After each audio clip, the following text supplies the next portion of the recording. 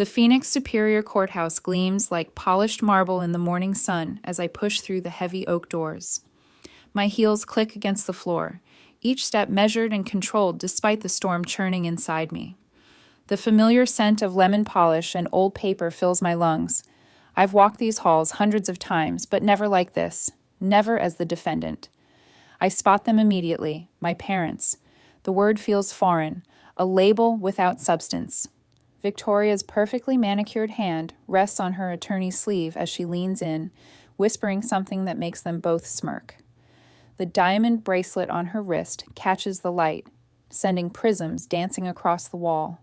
She's dressed for effect, designer suit, hair freshly colored, the same platinum blonde she's maintained since I was a baby she left behind. Daniel stands slightly apart, checking his Rolex. His former quarterback physique has softened with age, but he still carries himself with that athlete's confidence, as if life is a game he expects to win.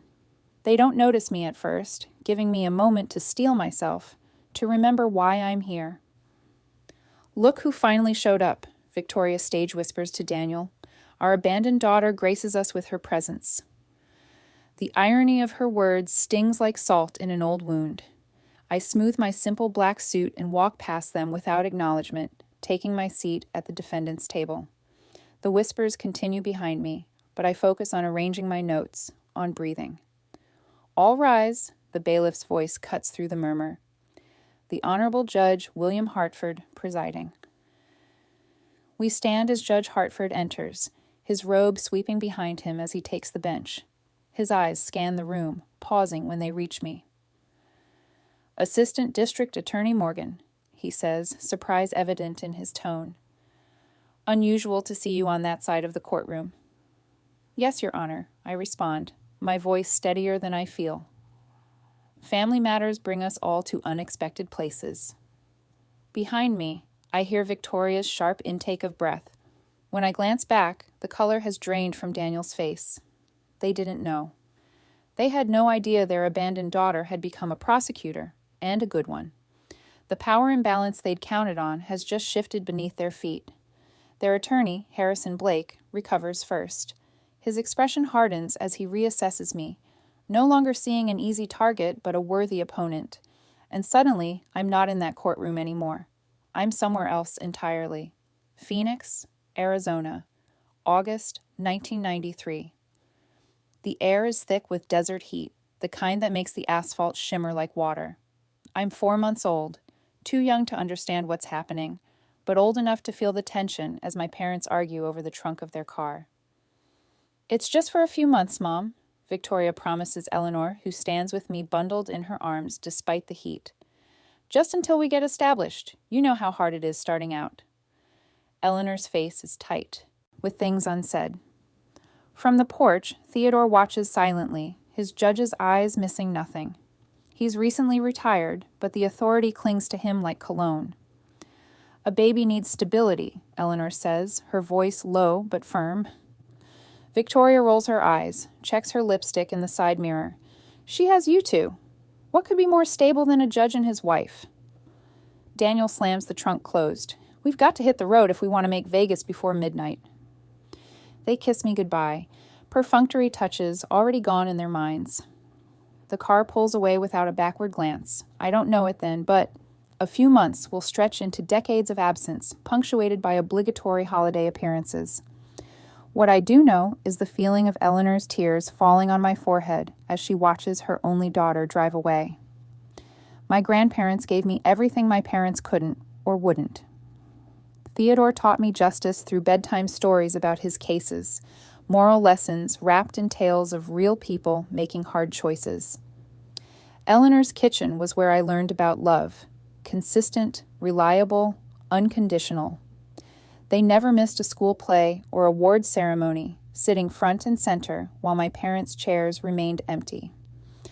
On the rare occasions Victoria and Daniel did appear, their affection felt hollow, performances rather than genuine connection. When I was 16, Eleanor died suddenly, a stroke that took her in the night. The funeral was small, dignified, like her. My parents arrived 40 minutes late, Victoria complaining about her dress in the church bathroom while I stood by my grandmother's casket. "I'll make you proud, Grandma," I whispered, my hand on the polished wood.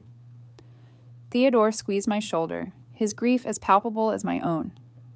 At that moment, something crystallized within me, the knowledge that my real family had never been Victoria and Daniel. It had been here, in the steady presence of two people who chose to love me every day. Yet even then, some small foolish part of me brightened when Victoria hugged me after the service. Theodore saw it happen, the hope flickering across my face at this rare maternal touch. "I still wish they'd stay," I admitted to him that night, ashamed of this weakness. His eyes were kind but knowing. "Love is a choice we make every day, Sophia. Some people never learn to make it. A choice my parents had never made, until money was involved, 1 month after Theodore's funeral."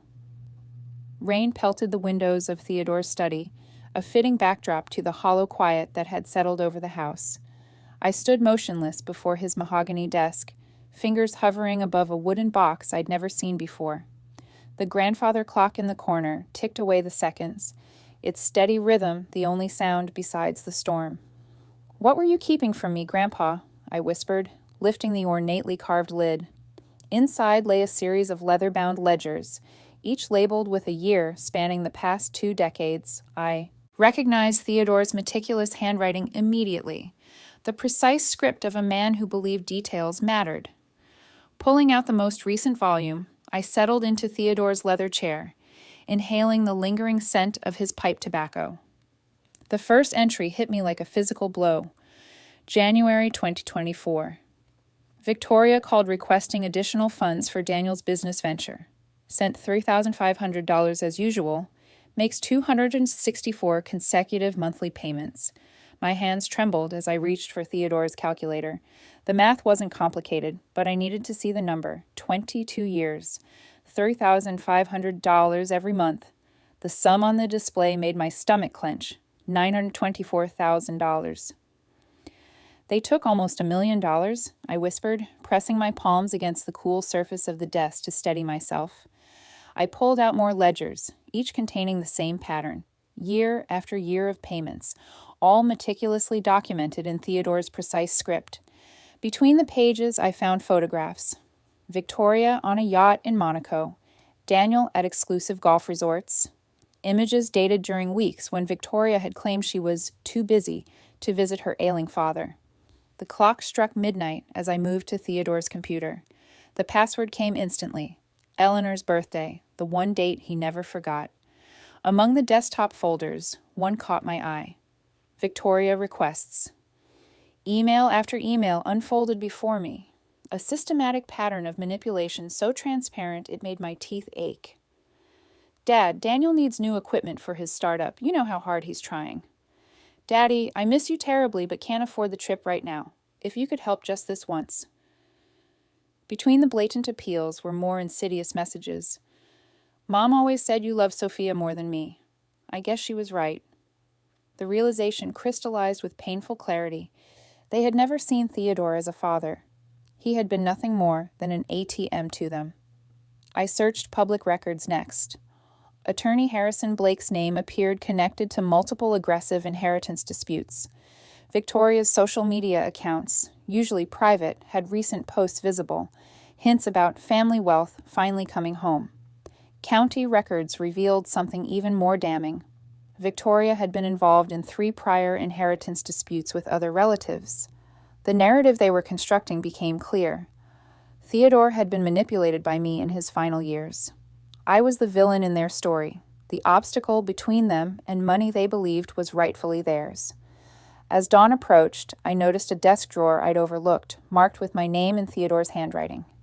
Inside lay a sealed envelope, the wax emblem of his judicial office still intact. My hands trembled as I broke the seal, unfolding a single page of Theodore's stationery. "My dearest Sophia, if you're reading this, they've already begun their pursuit. Remember what I taught you. Justice isn't always found in courtrooms. Sometimes it's in standing firmly for truth. You have always been the best of me. They know it too, which is why they fear you. With all my love." Theodore enclosed was a photograph I'd never seen. Theodore in his robes, young and resolute, with the same determined expression I recognized from my own mirror. The tears came then, hot and cleansing, giving way to something harder, more certain. I wouldn't surrender Theodore's legacy to those who had abandoned us both. The next morning, I met Judge Catherine Shaw at the courthouse cafe. The older woman's silver hair was pulled back severely, her eyes sharp as we spoke in hushed tones. "Theodore spoke of you with such pride, Sophia," Shaw said, stirring her coffee. "He knew this day might come." "What do I do?" I asked, the first time I'd allowed uncertainty to voice itself. "Document everything. Your parents underestimate you. Use that." She slid a business card across the table. "Marcus Chen clerked for your grandfather. He'll testify to Theodore's mental clarity." That evening, Victoria's voice filled my answering machine, saccharine and urgent. "Sophie, darling, we need your legal expertise on this little inheritance matter." I drafted my response carefully, each word a boundary. Within minutes of sending it, my office phone rang. "We're family." Victoria's voice had lost its sweetness. "Family shows up for more than money, Mother." The word felt foreign on my tongue. An hour later, Daniel's message arrived, threats thinly veiled as concern. I saved it immediately, another piece of evidence for the growing file. That night, for the first time since Theodore's passing, I slept without waking. The cost had been steep, the final severing of any hope for genuine relationship with my parents, but in its place stood something stronger, the certainty that I was my grandfather's heir in all the ways that mattered. The Arizona Republic lands with a thud on my kitchen counter 2 days later. Victoria's face stares up from page 3, eyes brimming with perfectly timed tears. "Heartbroken Mother Fights for Justice," screams the headline. I scan the article, bile rising as I read her fabricated tale of devotion. "Theodore was like a father to me," she claims, "to see his wishes twisted by someone with such influence over him in his final days." The woman who visited her father 11 times in a decade suddenly portrays herself as a grieving daughter. The irony would be laughable if it weren't so infuriating. My phone buzzes. It's Marcus Chen, my office colleague. "Daniel was here," he says without preamble. "Cornered me in the parking garage. Wanted to know if you'd been acting erratic at work." "What did you tell him?" "That his timing seemed remarkably convenient given the inheritance dispute." Marcus pauses. "Sophia, they're working every angle. The Attorney General's office received anonymous complaints questioning your ethics." Before I can respond, my email pings. It's my attorney, James Mitchell.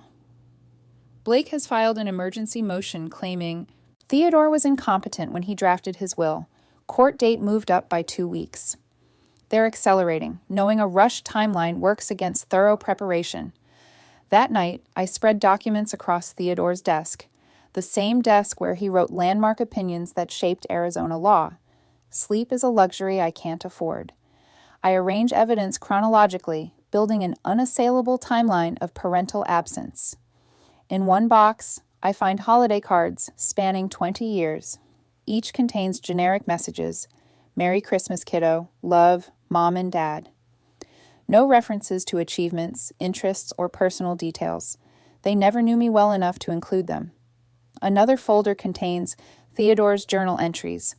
One from when I was 12 reads, "Victoria called again about money. Nothing about Sophia's science fair win or how she's doing in school. When I mentioned she won the state competition, Victoria changed the subject. In a dusty album, I discover something that makes my hands shake. Videos of childhood milestones.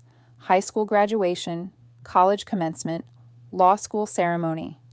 In each one, 2 chairs in the front row marked with handwritten signs, reserved for Victoria and Daniel Morgan. Empty chairs that Theodore kept saving, despite knowing they wouldn't come. 3 days before trial, the knock comes, sharp, angry, relentless. Each pound reverberates through my apartment walls. I freeze mid-step, pasta water boiling behind me. My stomach clenches with cold certainty before I check the video intercom. On the screen stand Victoria and Daniel, faces twisted with rage.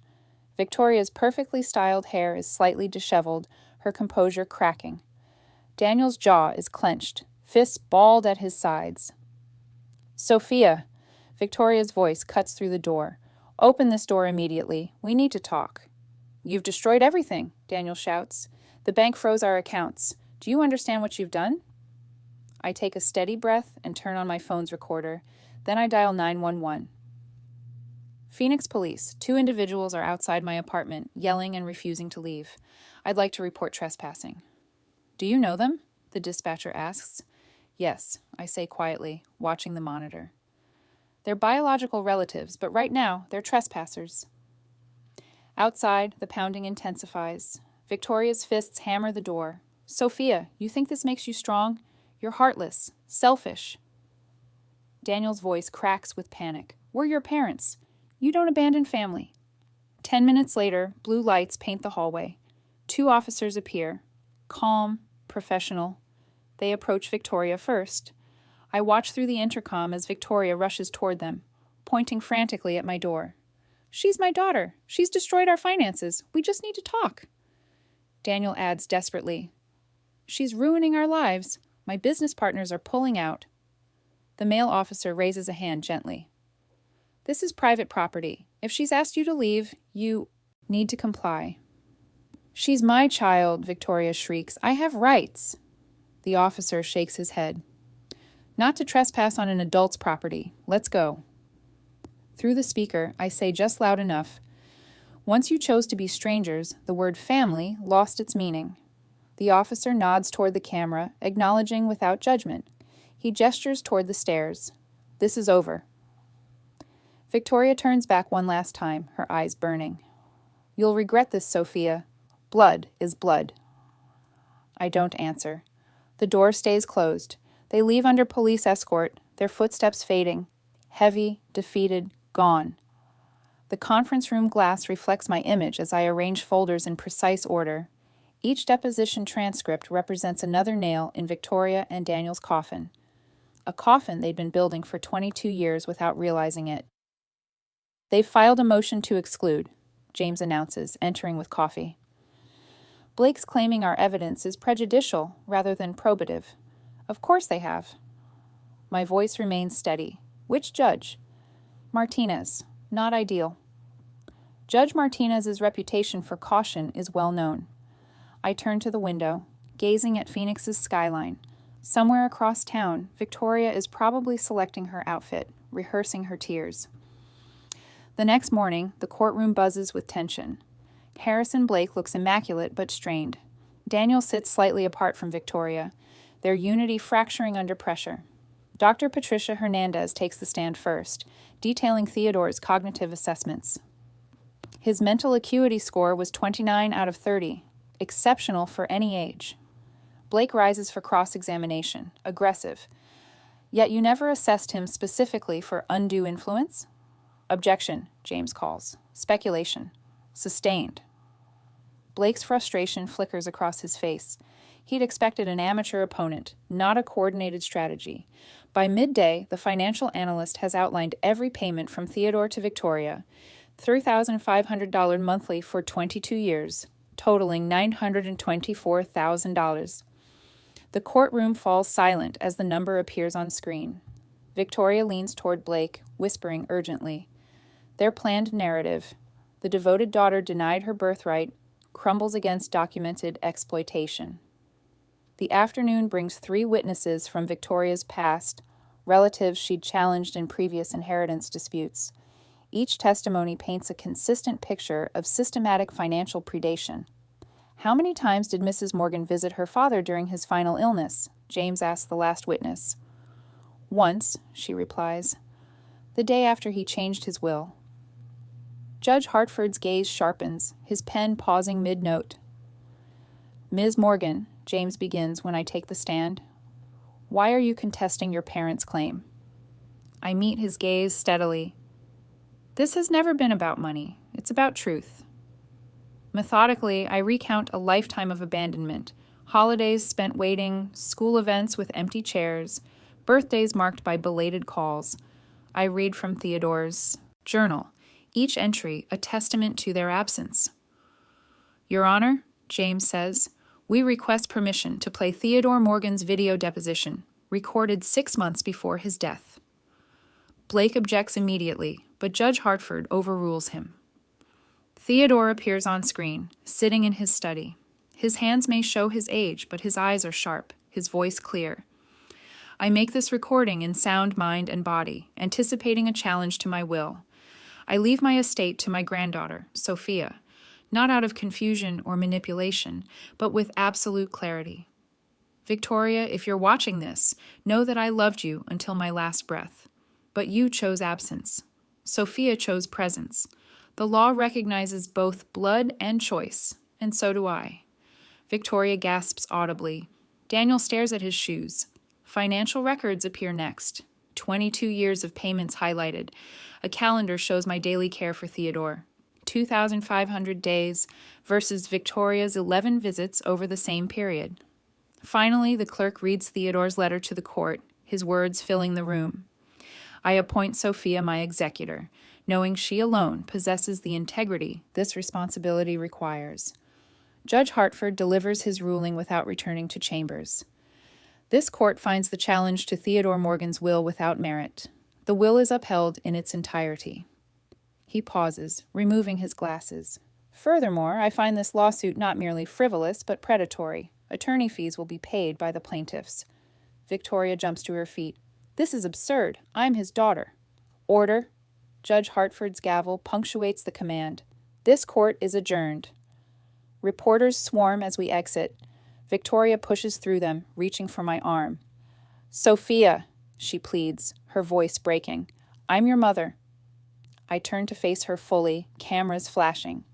Eleanor was my mother. You just gave birth. Victoria collapses into tears, the scene playing out before dozens of cameras. Daniel walks away without a backward glance. Outside, sunlight warms my face. I shrug off my jacket, suddenly feeling lighter than I have in months. How do you want to celebrate? James asks, smiling beside me. I think I'll plant roses at their graves, I say. Theodore loved Eleanor's roses. Morning light streams through my office windows I unblocked last month after realizing I'd been working in Theodore's shadow for too long. The walls breathe now, lined with law books that blend his collection with volumes I've added. Eleanor's sewing basket sits repurposed on my credenza, filled with case notes but still carrying her essence. The phone rings. Judge Morgan? It's Angela from the Foundation.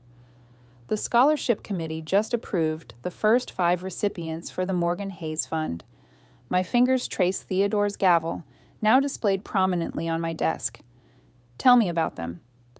All raised by grandparents. One boy from Tucson wrote that his grandfather taught him, family is about showing up, not showing off.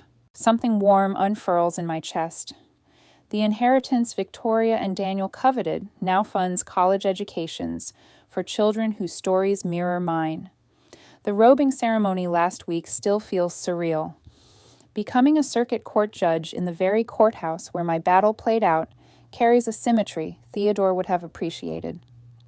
Judge Shaw placed the robe over my shoulders in Theodore's former chamber, whispering, "You've already surpassed what he hoped." A letter from Victoria arrived yesterday, expensive stationery, offering reconciliation now that I've made something of myself. My response was brief. I wish you well, but our paths diverged long ago. No anger, no vindication needed, only clarity. 5 years later, standing before the mirror in the Arizona Supreme Court chambers at 38, I adjust my robe and catch my reflection. For a moment, Victoria's face from that first courtroom flashes in memory, but it's distant thunder, no longer a storm. All rise for Justice Morgan, the bailiff announces. Today, I preside over a case remarkably similar to mine. A young woman speaks of grandparents who raised her when parents chose absence. I quote Theodore's letter verbatim. Justice isn't always found in courtrooms. Sometimes it's in standing firmly for truth. In my closing statement, I add words that have become my philosophy. Family isn't blood, it's presence. Love isn't obligation, it's choice. And justice? Justice is honoring those who chose to stay. A new generation of lawyers takes notes, learning not just law, but legacy. As the courtroom clears, my fingers touch the small photo in my robe pocket, Eleanor and Theodore, worn at the edges but clear in purpose. Theodore was right. Love is a choice we make every day, and some of us choose better than others. Blood makes you related. Loyalty makes you family.